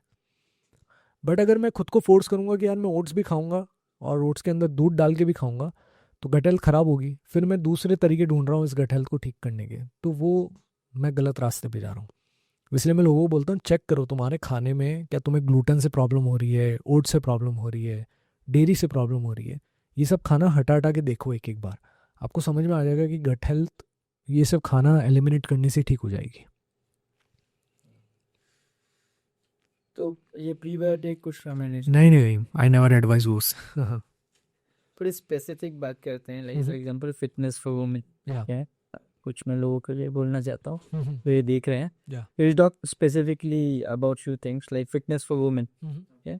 तो वुमेन बोलते हैं कि हमें सेम लाइक हमें बॉडी नहीं बनानी है, हमें आदमियों की जैसे या right. So is there anything specific women should do for the fitness, और इज जस्ट सेइंग कि आप जिम से नहीं करो? सेम है यार, फीमेल शुड लिफ्ट वेट। और सबसे ज़्यादा फीमेल्स डरती क्यों है वेट उठाने से? उनको लगता है बहुत हैवी हो जाएगा डंबल उठाना। मैं उनको बोलता हूँ अरे तुम जब ग्रॉसरी शॉपिंग करते हो तो 5 किलो का बैग तो तुम तब भी उठा रहे हो, तो 5 किलो का डंबल ही तो उठाना है स्टार्ट के लिए, धीरे धीरे फिर बढ़ा लेना, उसमें कोई दिक्कत नहीं है। बट ये जो नोशन है कि हम ऐसे मैनली दिखने लगेंगे, मैस्कुलिन दिखने लगेंगे, अगेन दोज फीमेल्स जो आप देखते हो मैस्कुलिन दिख रही है, वो सब ड्रग्स लेके स्पोर्ट्स में पार्ट ले रहे हैं। अगर आप वेट्स उठाओगे तो ऐसे मैस्कुलिन दिखना नेक्स्ट टू इम्पॉसिबल है। Is there any relation between libido, hormonal health, strength training? कुछ है? और like how do you know you're healthy? Like you know, or like do you feel good? You feel good your, आप अपना testosterone level check करवाओगे तो you will see the results in coming. जो लोग weights उठाते हैं उनका better रहता है हमेशा compare to the sedentary people जो कुछ भी एक्टिविटी नहीं करते। तो बट ऑब्वियस अगर आपका हार्मोनल हेल्थ अच्छा है तो योर लिपिडो विल बी गुड। उसका कुछ चेक करने का तरीका है? How do we check whether it's hormonal health? You just get a free total testosterone test done. You will get to see the results. So let's talk about again on your late 40s guys. Yeah. And they are let's say very overweight. कभी exercise नहीं किया है, कभी दौड़ा जाए, कभी कुछ नहीं किया, let's say they are obese almost, और वो अगर स्टार्ट करने से तो what is the way? Because ना तो भाग पाएंगे ना लिफ्ट कर पाएंगे, to come out of the inertia is also very difficult. Yes yes yes, तो मैं उनको ये एडवाइस करता हूँ सबसे पहले तो अपने खाने में आप अगर 3 रोटी खाते हो तो उसको 2 कर दो, अगर आप फुल प्लेट राइस खाते हो तो उसको हाफ प्लेट कर दो, बाकी आपका खाना सेम रहेगा। दूसरा जंक्स हटा दो खाने में से, जितना भी ये नमकीन हो गया, भुजिया हो गया, रैंडम अचार पिकल हो गया, वो सब हटा दो। फ्राइड आइटम्स कुछ नहीं खाने और स्वीट्स बाय डिफ़ॉल्ट नहीं खाने। नाउ एक्टिविटी की बात आती है तो start walking. Walking is the easiest free activity जो आप कहीं पे भी कभी भी कर सकते हो। वॉकिंग भी आपको एकदम से नहीं करना कि मैं बोल रहा हूँ वॉकिंग करनी है तो आप 10,000 स्टेप्स करने लग जाओगे। 10,000 बहुत हो जाता है ओबीस के लिए। एक ओबीस पर्सन अगर कोई है तो 10,000 स्टेप्स इजीली नहीं कर सकता। आप अपने फ़ोन में, सबके फ़ोन में बाय डिफ़ॉल्ट स्टेप काउंट होता रहता है, आप नहीं तो आप कोई भी ऐप डाल के देख सकते हो, उसमें देख लो आप बाय डिफ़ॉल्ट कितना स्टेप्स चलते हो। सपोज 2-3,000 है तो ट्राई फॉर 4,000 फर्स्ट वीक के लिए। सेकेंड वीक के लिए मेक इट 7,000, धीरे धीरे बढ़ाना चालू करो एंड टेक इट टू 10-15,000। वो बहुत अच्छी एक्टिविटी है। अगर आपको स्टेप्स करने का भी टाइम नहीं मिल रहा तो फिर आपकी जो मीटिंग कॉल्स है ट्राई करो कि आप रूम में चलते चलते meeting calls low. You can do standing work. आजकल स्टैंडिंग डेस्क भी बहुत चल रही है। दिन भर बैठे रह के काम मत करो, ट्राई करो कि खड़े रहकर लैपटॉप ऐसी जगह रख लिया जहाँ हम खड़े रहकर बात कर सकते हैं। उससे क्या होगा, थोड़ा सा बॉडी का जो नॉन एक्टिविटी तरीका होता है, जो बॉडी को आप फोर्स नहीं कर रहे एक्टिविटी के लिए but behind the scene activities चल रही है, वो इंक्रीज़ होगा तो आप कैलोरीज बर्न करना चालू करोगे। और आप बाय डिफ़ॉल्ट कम खा रहे हो तो बॉडी स्टोर्ड एनर्जी जो आपकी है बॉडी के अंदर फैट के फॉर्म में वो यूज़ करना चालू करेगी एंड यू विल सी कि वेट लॉस हो रहा है धीरे धीरे, you are getting more active. Weight loss का फर्स्ट साइन होगा कि आपकी बेल्ट लूज़ होती जाएगी। यू विल सी कि आपका फेस धीरे धीरे स्लिम हो रहा है। कपड़ों में चेंजेस आ रहे हैं। ज़रूरी नहीं कि हम बार बार स्केल पे चढ़ के ही देखें कि हमारा वेट कितना मूव हो रहा है, ये सब कुछ कुछ साइंस होते हैं जिससे भी हमें पता लगता है। एक फैक्टर है जो it's like let's say people generate enough motivation, they start Yeah. To they lose weight, लेकिन फिर वापस आ जाता Hmm. वेजेंस के साथ वापस। या तो उसका क्या तरीका है? आई मीन हम लूज कर लें 10-15 वापस, फास्ट 1 महीने में वापस आ जाएगा। देखो ये इंडस्ट्री का स्टैंडर्ड है, वेलनेस इंडस्ट्री का। आप कोई भी रिपोर्ट उठा के पढ़ोगे, किसी भी जिम वाले से पूछ लो, किसी भी कोच से पूछ लो, 80% of the people will gain weight again. इसका ब्रेक डाउन करने का तरीका ये होता है कि ये हमें उस स्टेज पे इसलिए नहीं जाना। इसके पीछे का रीज़न काफ़ी लोग ये इसलिए करते हैं क्यों, एक तो उनका मोटिवेशन बहुत हाई होता है। सपोज मैं 2-4 एग्जांपल लेके चलता हूँ। एक एग्जांपल है, किसी ने सिर्फ शादी के लिए अपना वेट लॉस करा कि मेरे को बस स्टेज पे अच्छा दिखना है। जैसे ही शादी हुई उसका पूरा मोटिवेशन ड्रॉप हो गया कि अब तो शादी हो गई, स्टेज पे अच्छा दिख लिया, पिक्चर्स आ गए, अब आराम से इंजॉय करेंगे। और हमारी प्रॉब्लम ये है कि हम खाने में इंजॉयमेंट ढूंढते हैं कि अच्छा खा के हमें लगता है हमने बहुत इंजॉय करा। सेकंड ये होता है कि कुछ लोग गोल सेटिंग करते हैं कि मेरे को ये गोल करना है, जैसे मुझे न्यू ईयर्स तक कैसे भी करके अपना वेट 10 kg कम करना है। जैसे ही न्यू ईयर्स आया 10 kg कम हुआ, मैंने गोल अचीव कर लिया, सोशल मीडिया पे डाल दिया, सबको बता दिया, तारीफ सुन ली लोगों से, अब मैं क्या करूँगा नेक्स्ट। तो धीरे धीरे वो मोटिवेशन ड्रॉप होने लगता है and you get back to the thing. Third होता है कि आपकी जॉब चेंज हो गई, एनवायरनमेंट चेंज हो गया, घर में बच्चा आ गया, शादी हो गई, कुछ भी हो गया, तो उससे वापस आप अपना रूटीन से ब्रेक हो जाते हो। एक रीज़न और ये भी है कि लोग अपनी लाइफ में नया गोल नहीं ढूंढते हैं। जैसे मैंने पर्सनली क्या कर रखा है कि अगर मेरे पास कोई गोल नहीं है तो मुझे ऐसा लगता है कि यार बोर हो रहा है, क्या करूं मैं। तो last month I signed up for Hyrox race कि अब मेरे पास हायरॉक्स है, 1.5 महीने मुझे जम के ट्रेनिंग करनी है क्योंकि आई हैव टू प्ले हायरॉक्स। उसके बाद now I am signing up for योद्धा रेसेस। फिर उसके बाद एक हायरॉक्स अप्रैल में है, तो अप्रैल तक आई एम सेट कि अप्रैल तक मुझे कोई नहीं हिला सकता अपनी रूटीन से। I won't be eating outside my diet, मैं कुछ भी मीठा नहीं खा रहा, कुछ भी जंक नहीं खा रहा। तो ऐसे में लोगों को एडवाइस करता हूँ, जैसे ही सिर्फ फिटनेस का ये मतलब नहीं कि तुम जिम कर रहे हो और वॉकिंग कर रहे हो, please take part in activities. आपके सबके सिटीज़ में मैराथन्स होती है, आसपास मैराथन्स हो रही है, डिफरेंट टाइप ऑफ रेसेस हो रही है। इंडिया में तो आप बहुत कम्युनिटीज़ बन गई है, go search for those communities, take part in. तो आपको क्या होगा, नेक्स्ट टू नेक्स्ट एक गोल मिलता जाएगा कि मुझे अभी ये करना है, मुझे अभी ये अचीव करना है, अभी ये अचीव करना है। तो वो आपको मूविंग रखेगा ऑल द टाइम। और जब एक गोल सेट हो जाता है तो फिर ये छोटी मोटी चीज़ें होती है ना, इस खाने का टेस्ट पसंद नहीं आ रहा, इसमें शुगर नहीं है, मुझे अल्कोहल पीना है, मुझे स्मोक करना है, ये सब साइड में हो जाता है। आपका फोकस सिर्फ एक ही जगह रहता है। इसलिए गोल सेटिंग इज़ इम्पॉर्टेंट यहाँ पे, और next to next goal. So you're saying to keep finding new activity to Yeah. participate in. Yeah. But let's say people don't have time, busy professionals हैं, तो उनके लिए so what is like other than activities जो नहीं limited time के साथ Yeah. जो लोग हैं, how can they ensure that they stay fit, like consistent with it? मैं उनको भी ये एडवाइस करता हूँ, देखो अभी मैं 90 kg वाले पर्सन को बोलूँगा ना कि तुम्हें किसी स्पोर्ट्स में पार्ट लेना है, तो उसका वो माइंडसेट नहीं है। वो माइंडसेट उसका डेवलप होगा 70 kgs पे। जब वो अपने आप को इतना फिट देखेगा ना, तब उसको लगेगा यार अब मैं बहुत कुछ कर सकता हूँ लाइफ में। तो मैं उनको ये बोलता हूँ, फर्स्ट आपका टारगेट होना यही चाहिए कि वेट ड्रॉप करना है। वेट ड्रॉप होने के बाद यू विल ऑटोमेटिकली सी कि यार मैं भाग भी सक रहा हूँ, अच्छा अब मैं ये भी कर सकता हूँ, मैं ये भी कर सकता हूँ। और ओवर द वीकेंड तो एटलीस्ट ट्राई करो कि कोई ना कोई स्पोर्ट्स पिकअप करने का, मे बी टफ, आसपास के टफ में जाके क्रिकेट खेलने का, टेबल टेनिस खेलने का, बैडमिंटन खेलने का। काफ़ी सारी सोसाइटीज़ में आजकल कोर्ट रहते हैं। कोई नया स्पोर्ट्स पिक करने का, आप लॉन टेनिस सीख सकते हो, स्विमिंग सीख सकते हो। तो उससे एक थोड़ा सा वो बना रहेगा कि वी आर डूइंग समथिंग। तो एक क्वेश्चन मैं मेरे पर्टिकुलर के पॉडकास्ट पे भी पूछ रहा हूँ कि अल्टीमेटली आपने जितनी भी चीज़ बताई, या इसको और ब्रेक कर सकते हैं कि ना अनदर 20-30 क्वेश्चंस. सो इतनी सारी जो चीज़ें हैं, तो it make sense to have a coach in finance. या coach just like that, you know. Does it make sense to have a coach? उस पर एक सेकंड क्वेश्चन ये है कि it's very expensive to have a coach, Yeah. right? So yeah, does it make sense कि चलो आप training ले लो तो उस टाइम and then follow है क्या? What is on this you would say?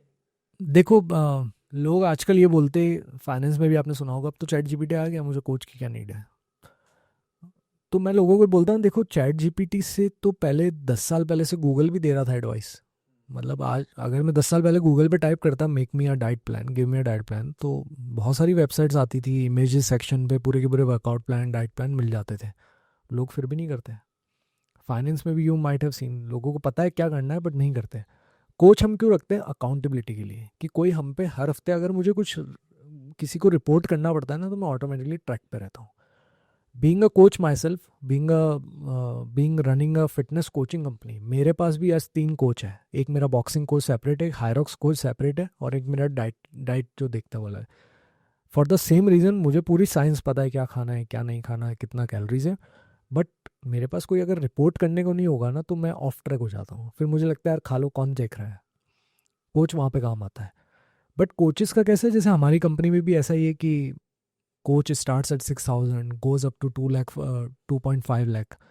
तो इट डिपेंड्स कि आपका वाइब किस कोच के साथ जा रहा है. तो एंड पूरी इंडस्ट्री में यू विल सी कि कोच तो 1,000 रुपीज़ में भी है. 1,000 रुपीज़ वाला कोच कैसा होगा वो मुझे पता नहीं है, क्योंकि बाय डिफ़ॉल्ट जो अच्छे कोचेज़ होते हैं वो धीरे धीरे अपना, क्योंकि इट्स अ सर्विस इंडस्ट्री, तो वो अपना प्राइसिंग बढ़ाते रहते हैं. फाइनेंस में भी you might have seen the same. But I prefer कि एक, अगर कोई बेसिक कोच भी आपके पास है तो एक रिपोर्टिंग वाला सिस्टम बना रहता है जिससे आप ट्रैक पे रहते हो. आप बोल रहे कि कोच बेसिकली अकाउंटेबिलिटी के लिए. हाँ देखो, कोच के पास जो नॉलेज है ना, वो तो नॉलेज पे मैं आजकल कमेंट नहीं करना चाहता, क्योंकि सामने हमारे चैट जीपीटी बैठा है. मैं क्या नॉलेज को मैं क्या बोलूँगा, मेरे पास कोई हिडन सीक्रेट्स तो है नहीं, और हिडन सीक्रेट्स है तो वो एआई के पास ऑलरेडी है. एक जस्ट कि कोच, मुझे पता है क्या करना है, चैट जीपीटी मुझे बना के दे देगा पूरा डाइट प्लान. बट आप जीपीटी से जाके, आपको जीपीटी आके बोलेगा नहीं ना, डांटेगा नहीं कि भाई क्या कर रहे हो तुम, क्यों कर रहे हो, क्या प्रॉब्लम्स थी. उतना कॉन्वर्सेशन आप कर ही नहीं पाओगे उससे. तो वहाँ पे एक ह्यूमन टच इम्पॉर्टेंट है. There are certain things people keep saying. या I want you to comment on it. And he's saying कि यार मैं तो एक्सरसाइज करता हूँ, मैं कुछ भी खा सकता हूँ. मैं तो एक्सरसाइज इसलिए करता हूँ ताकि मैं कुछ भी खा या सकता हूँ. सो आप कितनी भी एक्सरसाइज कर लो, कितनी भी, अगर आप दिन के 7-8 घंटे भी कर रहे हो ना, तो भी you cannot out run a bad diet. अगर आप ख़राब खा रहे हो, आपके सैचुरेटेड फैट्स का इंटेक बहुत ज़्यादा है, तो कोलेस्ट्रॉल ख़राब हो जाएगा. आप ये सब चीज़ें नहीं पचा सकते. लोग बोलते हैं लेबरर्स को देखो, फार्मर्स को देखो, वो कितने दिन मेहनत करते हो, कुछ भी खाते हैं. ऐसा कुछ नहीं है. फार्मर क्या कुछ भी खाता है, फार्मर्स के पास ऑप्शंस क्या है खाने के. लेबर को थोड़ी मिल रहा है ऐसा जंक फूड खाने के लिए, डेली अपनी रोटी सब्जी वही खाते हैं, बेसिक चीज़ है. तो ये गलत बात है कि मैं वर्कआउट करता हूँ इसलिए मैं कुछ भी खा सकता हूँ. उससे आपकी हेल्थ अच्छी नहीं होगी. वो उससे आप है ना, वैसा उल्टा आपका फिजिक वैसा लगने लगेगा. वो बाउंसर्स का फिजिक कैसा दिखता है ना, पेट भी निकला हुआ है, बाइसेप्स भी बने हुए हैं. You will start looking like that, जो आपको सेल्फ इमेज इश्यूज भी देगा, प्लस आपकी हेल्थ भी खराब ही होगी उससे. Also, I think we've covered a lot in terms of food, nutrition, diet, and movement. In general, if you want to give a mantra to people for having a good health, या क्या बोलना है आप? Like you want to summarize?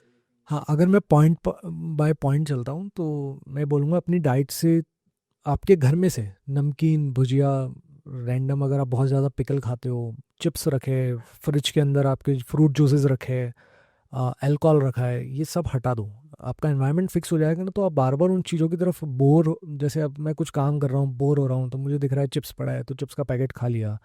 सुबह कुछ खाना है, spicy खाने का मन हुआ तो नमकीन डाल ली. फिर स्पाइसी खाने के बाद कुछ मीठा खाने का मन हो रहा है, फिर मीठा खा लिया. आप इस सर्कल में फंस जाते हो. आप अपना एनवायरनमेंट फिक्स कर लोगे तो सब चीज़ें फिक्स हो जाएगी.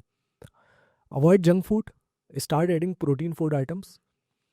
कोई साइंस नहीं है. आप लोगों को लगता है कोई पॉडकास्ट पे आके आपको कोई नई चीज़ सिखा देगा, ऐसा कुछ भी नहीं है. We repeat the same thing. मैं हर पॉडकास्ट पे आके सेम ही चीज़ बोलता हूँ. आप गूगल करोगे, आप चैट जीपीटी से पूछोगे, वो आपको डाइट प्लान भी बना के दे देगा. बट फॉलो तो आपको ही करना है. तो उसको फॉलो करने का तरीका है कि धीरे धीरे प्रोटीन बढ़ाना चालू कर दो, एक्टिविटीज़ बढ़ा दो. अगर आप वॉक कर सकते हो तो रन करना चालू करो, रन कर सकते हो तो take part in marathons and all, sports खेलना चालू करो। हफ्ते में 2 से 3 दिन जिम जाना चालू करो, फुल बॉडी वर्कआउट्स करो, अच्छे हैवी वेट्स उठाओ। That's about it. हेल्थ बहुत सिंपल है, फिटनेस बहुत सिंपल है। लोगों ने इतना कॉम्प्लिकेट कर रखा है अपने सप्लीमेंट्स बेचने के लिए, अपना साइंस बेचने के लिए। ऐसा कुछ नहीं है। मतलब आप कुछ लोग अभी दिखा रहे हैं कि इसमें इतनी बायोमैकेनिक्स होती है, आपको ऐसे स्पोर्ट्स खेलना पड़ता है, बट आप नहीं हो। मैं तो जनरल पॉपुलेशन का कोच हूँ, आपको तो सिर्फ वेट लॉस करना है, वो सब बहुत बात की चीज़ें हैं। सिंपल वेट लॉस करने के लिए आपको कोई भी हार्ड एंड फास्ट साइंस नहीं चाहिए। It's a very good session. So we'll wrap up this session with some set of, let's call it rapid fire or whatever. Yeah, sort of for sure. that we have. Your favorite protein source? I prefer tofu and whey protein. If you only 30 to 45 minutes, 5 exercise that you will. I will do squats, I'll do lunges, I'll do quickly push-ups, pull-ups, and some of jump squats. मेरे लिए personally cheat meal तो I think पानी पूरी। Deadlift for squats. I would prefer deadlifts. Most overrated exercise. Deadlifts, या मतलब उसका कोई advantage नहीं है। मतलब डेडलिफ्ट करके आपको कुछ नया नहीं मिल रहा, वो बाकी दूसरी एक्सरसाइज से सेफली आप मसल्स को डेवलप कर सकते हो। One supplement worth paying for. Way protein is the only supplement. Top 2-3 myths that you want to talk about that people have. And you say ये तो बेवकूफी है। फैट खाने से फैट नहीं होगा, कार्ब्स बंद करने से फैट लॉस नहीं होगा, और प्रोटीन पाउडर लेने से किडनी खराब नहीं होगी। Thanks, Chirag. Thanks to you. It was nice talking to you. Yeah.